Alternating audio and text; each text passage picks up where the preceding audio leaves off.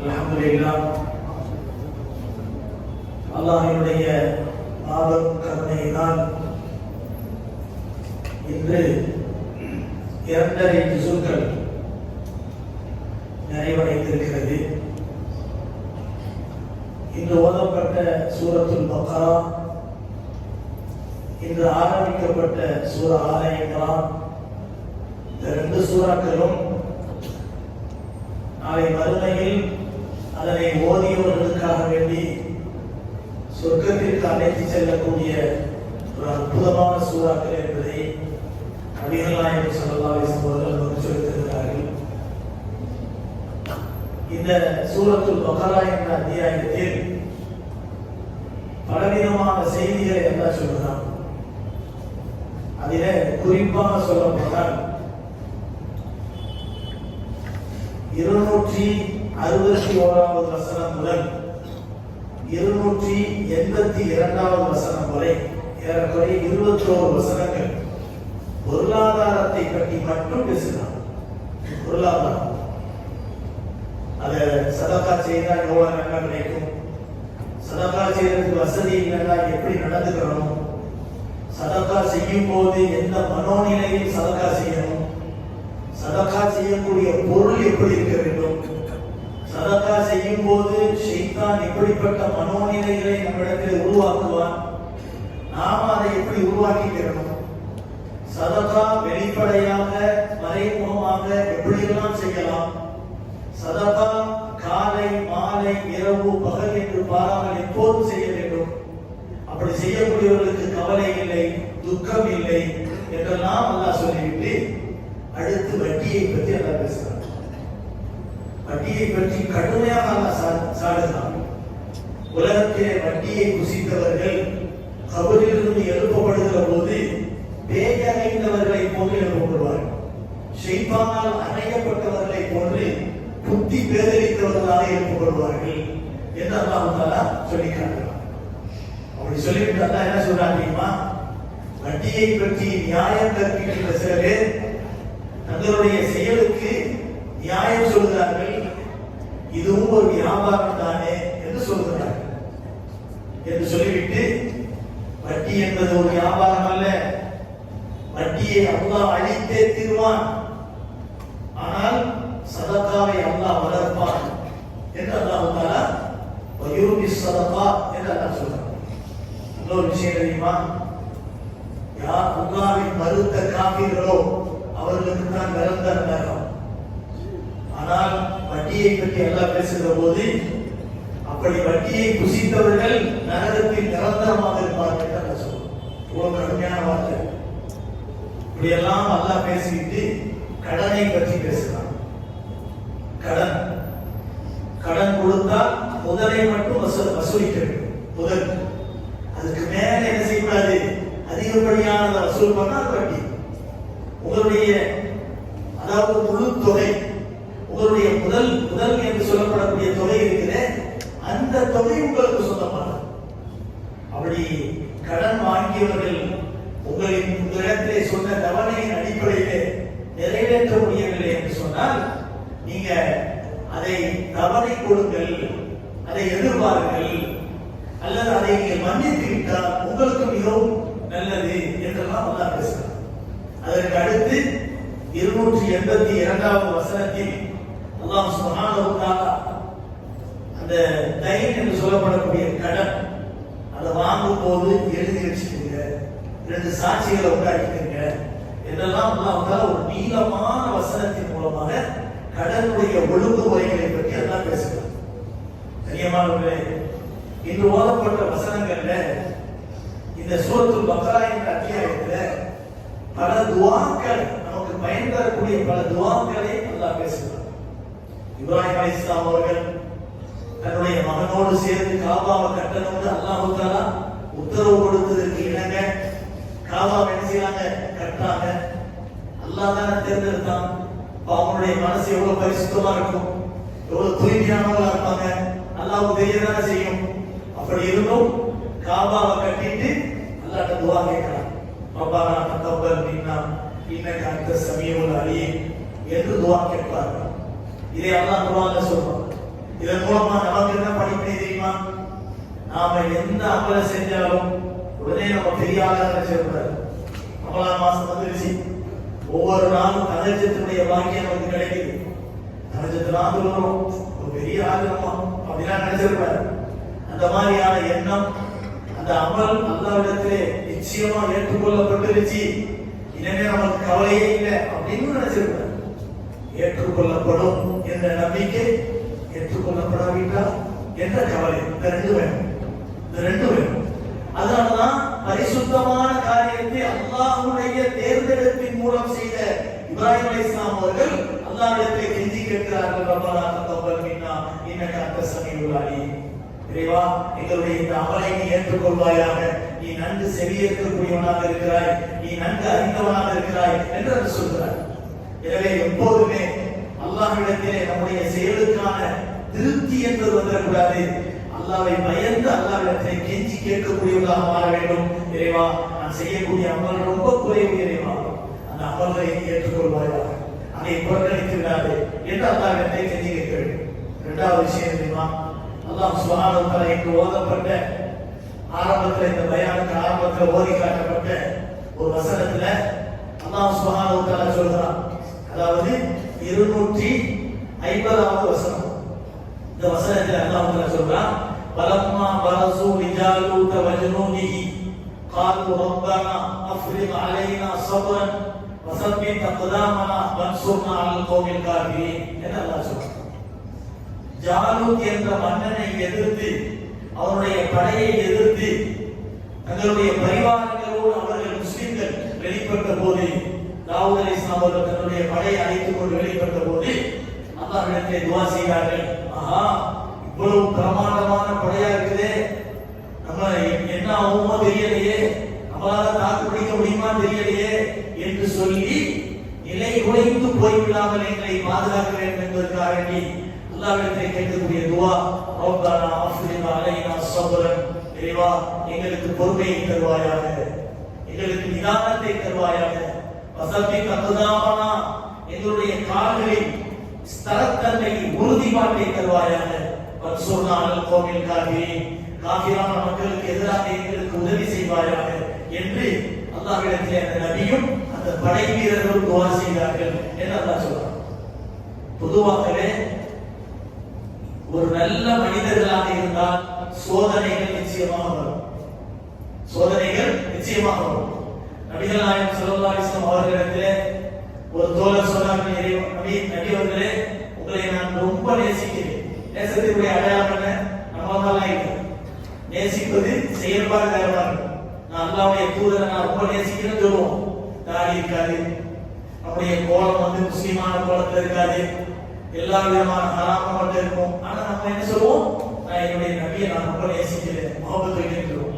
முஹப்பத்தின் வெளிப்பாடு என்னன்னு சொன்னா, அவருடைய வாழ்க்கை நம்மிடத்திலே பிரதிபலிக்கிறது, அவருடைய செயல்பாடுகள் நம்மிடத்திலே பிரதிபலிக்கிறது. இதுதான் முஹப்பத்தினுடைய அடையாளம். ஒரு நடிகனின் மீது ஒருவன் அன்பு வைக்கிறான், அவனை மாதிரி முடி வெட்டிக்கிறான், அவனை மாதிரி ட்ரெஸ் போடுறான், அவனை மாதிரி ஆக்ஷன் பண்றான், அவனை மாதிரி செயல் பண்றான். காரணம், நம்ம தலைவர் அப்படிங்கிறான். அவரு நம்ம தலைவர் தான். எவன் தலைவர்? ரோல் மாடல் யார்? நம்முடைய நபி ஸல்லல்லாஹு அலைஹி வஸல்லம். அந்த நபியை நேசிக்கக்கூடிய நாம் அந்த நபியை போல முடி வைக்க வேண்டும், அந்த நபியை போல தோற்றம் வைக்க வேண்டும், அந்த நபியை போல தொழ வேண்டும், அந்த நபியை போல வாழ்ந்து காட்ட வேண்டும், அந்த நபியை போல அனுபவங்கள் இருக்க வேண்டும். இதுதான் நேசத்தின் அடையாளம். அப்ப அந்த நபி ஸல்லல்லாஹு அலைஹி வஸல்லம் அவர்களை பார்த்து அந்த சஹாபி சொன்னார்கள், உங்களை நான் ரொம்ப நேசிக்கிறேன் யார் சொல்லலாம். நபி அவர்கள் சொன்னார்கள், தோழரே கொஞ்சம் யோசனை பண்ணி சொல்லுங்க அப்படின்னா, இல்லை யார் சொல்லலாம், நான் ரொம்ப நேசிக்கிறேன். ஸல்லல்லாஹு அலைஹி வஸல்லம் அவர்கள் சொன்னார்கள், என்னை நீ நேசித்து அதன்படி செயல்படுவாயானால் உன்னை நோக்கி அருவியின் உச்சத்திலிருந்து, மலையின் உச்சத்திலிருந்து அருவி தன்னுடைய பூமியை நோக்கி கொட்டுவதை போல உன்னை நோக்கி சோதனைகளும் கஷ்டங்களும் வரும் என்று சொன்னார். நல்லவர்களா வாழ்ந்தா கஷ்டம் தான். பழுத்த மரம் தான் கல்லடிப்படும் என்று பலமுறை சொல்வார்கள். அந்த அடிப்படையிலே ஒரு உண்மையான மனிதனாக வாழ்ந்தால் கஷ்டங்கள் சிரமங்கள் வரும். நேற்று ஓதப்பட்ட வசனத்துல கூட அல்லாஹ் தஆலா சொல்றான், وَلَنَبْلُوَنَّكُمْ بِشَيْءٍ مِنَ الْخَوْفِ وَالْجُوعِ வனக்ஸி மினல் அம்வாலி வல் அன்ஃபுஸி வத்தமராத் வபஷிரி ஸாபிரீன். கஷ்டம் எப்படிலாம் வரும் அப்படிங்கறத அல்லாஹ் சொல்றான். உங்களை நாம் சோதித்துக் கொண்டே இருப்போம்.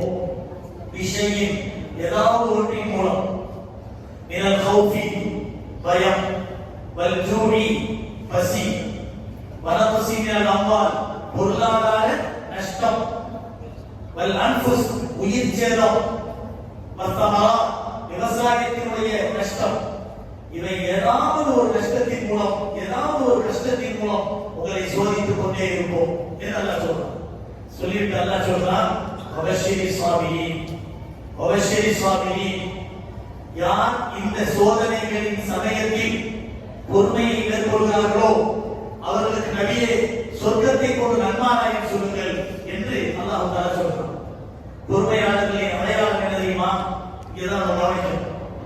அல்லதீன இதா அஸாபத்துஹும் முஸீபத்துன் காலூ இன்னா லில்லாஹி வ இன்னா இலைஹி ராஜிஊன்.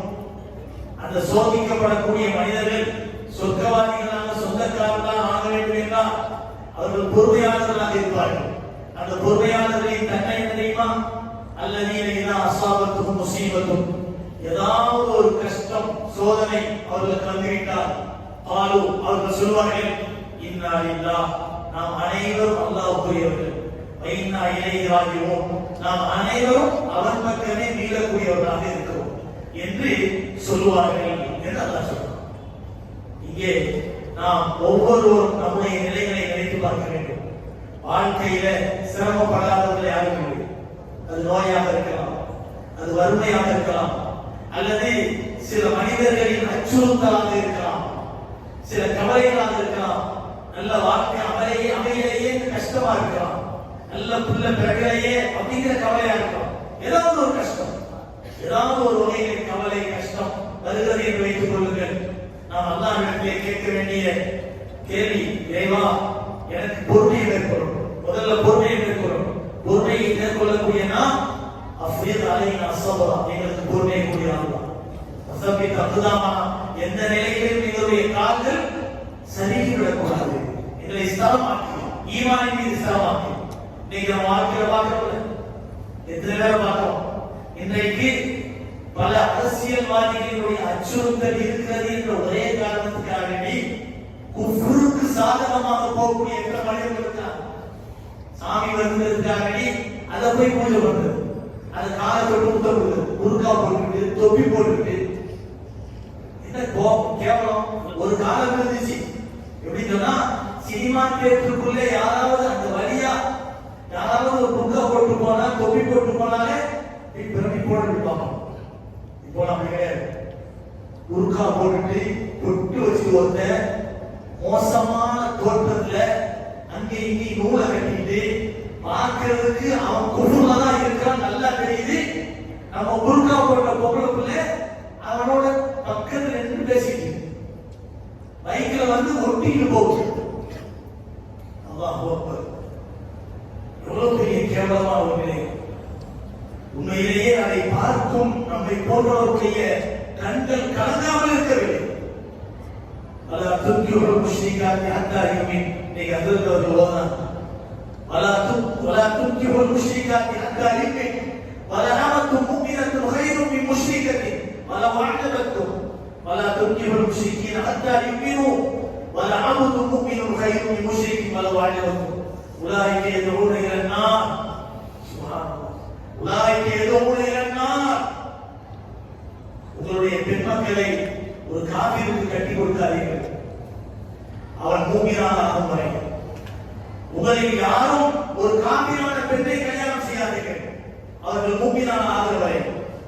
காபிரையோ முஷ்ரிக்கையோ நீங்கள் கல்யாணம் செய்தால் எதுவும் இல்லைன்னா அவர்கள் உங்களை நரகத்திற்கு அழைத்து செல்வார்கள்.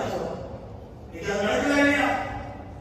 எத்தனை குடும்பங்கள் இந்த மாதிரியான கேவலமான விஷயங்களை வெளியே சொல்ல முடியாம புளிக்கு போய் நொந்து போய் நூலா போய் உள்ளுக்குள்ளேயே வெளியே தலைகாட்ட முடியாம கௌரவமா போச்சு என்று சொல்லி தினம் தினம் அழுது வடித்துக் கொண்டிருக்கக்கூடியவர்கள் எத்தனை பேர் இருக்கிறார்கள்.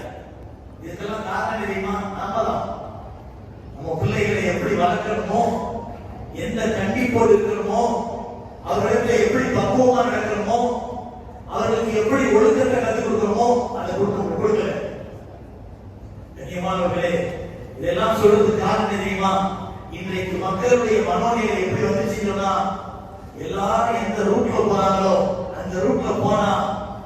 முஸ்லீம்களுக்காக நம்ம அழிக்க மாட்டான், நம்மளை நோயப்படுத்த மாட்டான். நான் ஒரு நாள் இங்க எல்லாரும் ஆட்சியை பிடிச்சி நமக்கு எதிராக வந்துட்டான்னு சொன்னா நம்ம ரொம்ப சித்திரவதைப்படுவாங்க. அதுக்கு இப்ப என்ன செய்யணும்? அவன் இன்னொரு உன்னை இணக்கமா தான் போயாகணும், குஃப்ரு கிறிஸ்டியனுக்குன்னா உன்னை இணக்கமா தான் போயாகணும் அப்படின்னு நம்ம நினைக்கிறோம். ஆனால் நபிமார்கள் கேட்ட துஆ என்ன தெரியுமா? ரப்பனா அஃப்ரிக் அலைனா ஸப்ரன் வஸப்பித் அக்தாமனா வன்சுர்னா அலல் கௌமில் காஃபிரின். எங்களுடைய இரட்சகனே, எங்களுக்கு நிதானத்தை தருவாயாக, பொறுமையை தருவாயாக. எப்படிப்பட்ட மோசமான ஒரு நிலையாக இருந்தாலும் எங்களுடைய கால்கள் சறுக்கி விடாமல் எங்களை பாதுகாப்பாயாக என்று அல்லாஹ்விடத்தில் துஆ செய்தார். ஃபிரௌன் மூசா அலைஹிஸ்ஸலாம் அவர்களை எதிர்ப்பதற்காக வேண்டி அவர்கள் போட்ட அஸ்ஸாவில் இருந்து பிரமாண்டமான பாம்பு நெடித்து வந்தது, அவனை துரத்தியது. திடுக்கிட்டு போன ஃபிரௌன் இதற்கு ஒரு சவால் விட்டான். என்னிடத்திலே சூனியக்காரர்களின் பெரிய படையே இருக்கு, அவர்களை கொண்டு உன்னை நான் எதிர்கொள்வேன் என்று சொன்னான். அப்படியா? பரவாயில்லை, ஒரு நாளை சொல், நானும் வரேன், நீங்க வா, நம்ம ரெண்டு பேரும் போட்டு பார்த்துடலாம் அப்படின்னு மூசா அலைஹிஸ்ஸலாம் சொன்னான். உடனே அந்த நாடு முழுவதும் அறிவிப்பு செய்தான், எங்கெங்கெல்லாம் சூனியக்காரர்கள் இருக்கிறீர்களோ எல்லோரும் வாருங்கள், மூசா என்ற ஒரு மனிதரை எதிர்க்க வேண்டும், உங்களுக்கு அரசரின் மூலம் பெரிய பரிசுகள் காத்திருக்கிறது. ஆயிரக்கணக்கான சூனியக்காரர் வந்தார், குழுமியாச்சு, மக்கள் எல்லாம் பார்வையாளர்களா நிற்கிறார். மூசா அலைஹிஸ்ஸலாம் அவர்கள் கேட்டார்கள், நீங்க முதல்ல போடுறீங்களா நான் போடணுமா? உடனே அவர்கள் சொன்ன மூசா அலைஹிஸ்ஸலாம் சொன்னாங்க, நீங்களே ஆரம்பிங்க. அவர்கள் என்ன செஞ்சாங்க? தன்னுடைய கையில வைத்திருந்த கயிறுகளையும் குச்சிகளையும் தூக்கி போதான் பாம்பு வெளிய ஆரம்பிச்சு. மூசா அலைஹிஸ்ஸலாம் ஒரு கணம் திடுக்கிட்டு போயிட்டாங்க, அவ்வளவு பாம்பு அப்படின்னு. அல்லாஹ் சொன்னா, வஹைனா இலா மூசா அன் அல்கி அஸா, மூசாவே பயப்படாதீங்க, உங்க கையில இருக்கக்கூடிய குச்சியை தூக்கி போடுங்க அப்படின்னு. குச்சியை தூக்கி போட்டாங்க. வைதாகிய தல்கப் மாயக்கிக்கும். உடனே அவர்களுடைய கையில் இருந்த அசாவை தூக்கி போட்டவுடன் அது ஒரு பெரிய பாம்பாக மாறி அங்கே நெளிந்து கொண்டிருந்த அத்தனை பாம்பை அப்படியே விழுங்கிவிட்டது. இதை பார்த்த அடுத்த கணம் அங்கே குளிர்ந்திருந்த ஆயிரக்கணக்கான சூனியக்காரர்கள் சஜ்ஜாவில் வந்தார். ஆமன்னா பிரப்பில் ஆலமீன், நாங்கள் அகிலங்களின் இரட்சகனாகிய அல்லாஹ்வை நாங்கள் ஈமான் கொண்டோம். அந்த இரட்சகன் யார் தெரியுமா? ரப்பி மூசா வ ஹாரூன்.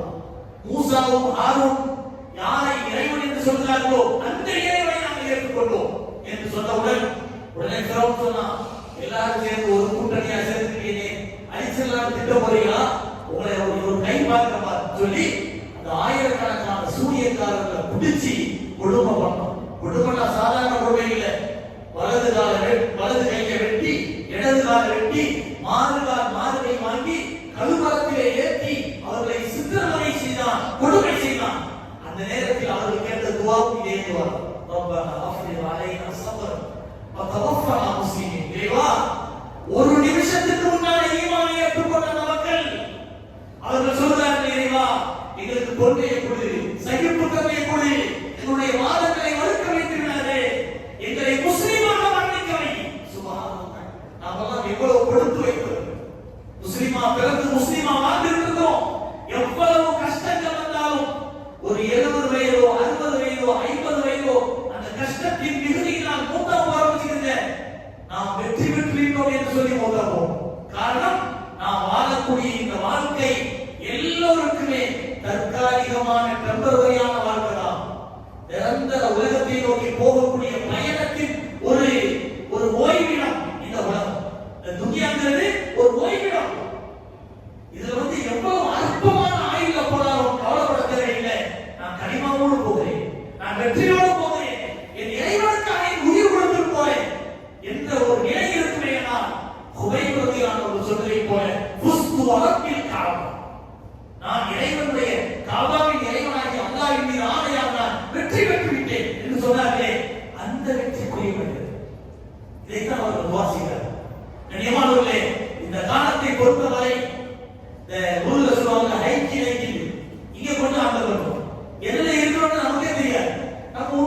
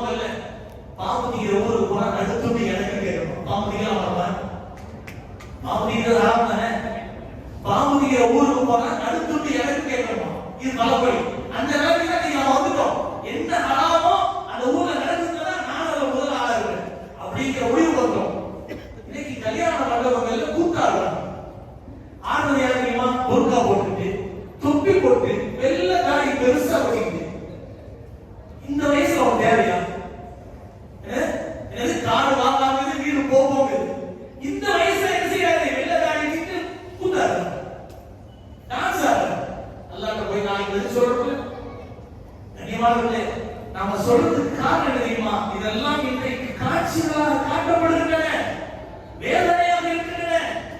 சில நேரங்கள்ல நம்ம சில கல்யாணங்களுக்கு போயிட்டு நான் இந்த கல்யாணத்துக்கு வந்தோம் வராமல் இருக்கலாமோ அப்படிங்கிற அளவுக்கு அப்படியே நினைச்சுக்கிட்டு உட்கார வேண்டிய ஒரு சூழல். எந்திரிச்சு போக முடியாது. காரணம் நம்ம தான் கல்யாணத்தை நடத்தி வைக்கணும். இதெல்லாம் காரணம் என்ன தெரியுமா? வசத்தின் அபதாமனா என்பது நமக்கு இல்லாம போச்சு. ஈமான்ல உறுதிப்பாடு என்பது நமக்கு இல்லாம போச்சு. இன்னல்லதீன காலூ ரப்புனல்லாஹ் சும்ம இஸ்தகாமூ ததனஸ்ஸலு அலைஹிமுல் மலாயிகா அல்லா தகாஃபூ வலா தஹ்ஸனூ வஅப்ஷிரூ பில் ஜன்னah அல்லதி குன்தும் துஅதூன். அல்லாஹ் தஆலா சொல்றார், யார் ஈமானில் உறுதியாக இருந்து என்னுடைய இறைவன் அல்லாஹ் தான் என்று சொல்கிறார்களோ, சும்ம இஸ்தகாமூ ததனஸ்ஸலு அலைஹிமுல் மலாயிகா, அவர்கள் கஷ்டமான சூழல்களில் அவர்களின் மீது மலக்குமார்கள் இறங்கி வருகிறார்கள். ததனஸ்ஸலு அலைஹிமுல் மலாயிகா, அவர்கள் சொல்கிறார்கள், ரப்பி அல்லாஹ் தகாஃபு, கவலைப்படாதீங்க, வலா தஹ்ஸனு, நீங்க பயப்படாதீங்க, வஅப்ஷிரூ பில் ஜன்னah, நீங்க பர்ற கஷ்டத்துக்கெல்லாம் சொர்க்கம் இருக்குது. குன்தும் துஅதூன், இதுதான் நீங்கள் வாக்களிக்கப்பட்ட சொர்க்கம். இந்த உலகத்துல கஷ்டப்படுற நீ என்ன செஞ்சாத மனசு தளர்ந்து போயிடாத, நாமே இருக்கோம் உங்க கூட. நஹனு அவுலியாவுக்கும் பில் ஹயாத்தி துன்யா வ பில் ஆখিরাহ, உலக வாழ்க்கையிலும் மறுமையிலும் உங்க கூட நாமே இருப்போம். மற்ற நண்பர்கள் எல்லாம் வீணா போய் நமக்கு துரோகம் பண்ணானே என்று நினைக்காதீங்க என்று மலக்குமார்கள் சொல்வார்கள் என்று அல்லாஹ் சுப்ஹானஹு வ தஆலா குர்ஆன்ல சொல்லியிருக்கார். நேற்று ஓதப்பட்ட அத்தியாயம் சூராவுல, அதாவது நேற்று ஓதப்பட்ட வசனங்கள்ல அல்லதீன இதா அஸாபத்தும் முஸீபத்தும் காலூ இன்னா லில்லாஹி வ இன்னா இலைஹி ராஜிஊன் என்று அல்லாஹ் சொல்றானே, அந்த வசனத்துக்கு கீழே விளக்கம் எழுதும்போது நமக்கெல்லாம் இருக்கக்கூடிய பெரிய ஒரு அழகான ஒரு துஆவை நம்முடைய நபி ஸல்லல்லாஹு அலைஹி வஸல்லம் சொல்லி தராங்க. என்னன்னு சொன்னா, எந்த ஒரு கஷ்டம் நமக்கு வந்தாலும் இன்னா லில்லாஹி வ இன்னா இலைஹி ராஜிஊன் சொல்லணும். அபூ சலமா ரலியல்லாஹு உம்மு சலமா ரலியல்லாஹு அன்ஹா ரெண்டு பேரும் இணை தெரியாத தம்பதிகள். ரொம்ப அன்பு, ரொம்ப பாசம். அவருடைய ஹிஜ்ரத்தினுடைய வரலாறு நம்ம படிச்சு பார்த்தோம் சொன்னா நம்மள அறியாமலே கண்ணீர் வரும். அவ்வளவு தியாகத்திற்குரிய வாழ்க்கை. அது சொல்றதுக்கு இப்ப நேரம் இல்லை. ஒரு நாள் நேரம் படிச்சா இன்ஷாஅல்லாஹ் சொல்லணும். அதாவது ஹிஜ்ரத் எல்லாரும் பண்ணாங்க. ஆனா உம்மு சலமா ரலியல்லாஹு அன்ஹா நபிஸல்லாஹுடைய மனைவியா இருந்தாங்க.